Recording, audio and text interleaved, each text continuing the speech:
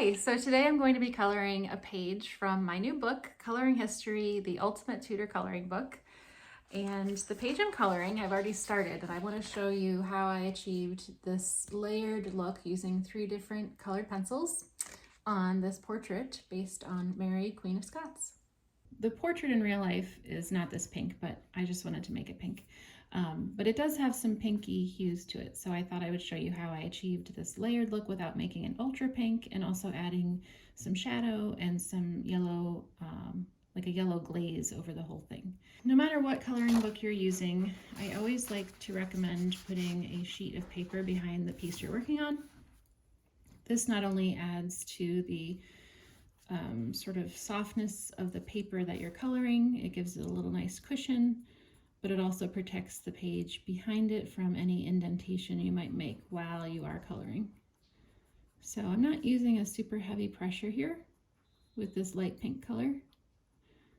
I'm not coloring over the areas that are meant to be pearls, and I'm also not coloring over the areas that are meant to be this sort of almost ribbon work, or I guess it's like a nice sort of a thicker decorative stitching work on here.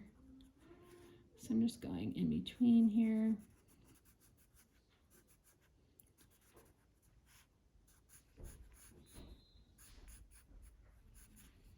Okay, so that's good for the lighter color. And then I've got this darker red color. So now you take the darker pencil and color around the outline of the pearls and next to the outline of this stitching work.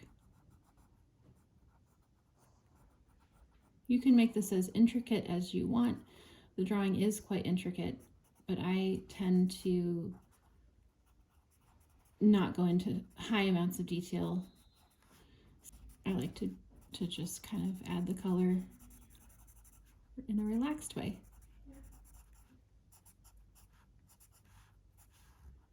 And you can see that you start to get a little bit of a three-dimensional look when you add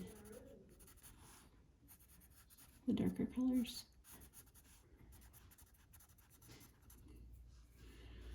Okay. So now the next step is the yellow. I'm still being compulsive around the pearls here. Okay. So this is my yellow. I'm actually going to give it a little bit of a sharpen. Okay, so now this is the part where I don't really worry too much because I'm treating this like a glaze, and a glaze in the coloring world or the watercolor world is just a way to add a lighter color on top or a thinner color on top to enhance the colors below. In the original portrait, her dress does have these yellow tones. As I mentioned, it's not as bright, but we're going bright because this is just fun and we're coloring for fun. Now, of course, the pearls are not, they're not yellow, but I'm coloring over them anyway. As I said, I like to just treat this in a relaxed way. If you wanted to, and I might do this at the very end, you could take a white opaque marker like a Posca pen or one of those gel pens for crafting and just do white dots wherever you see a pearl, and that'll certainly add some depth too. But for now, that's basically it.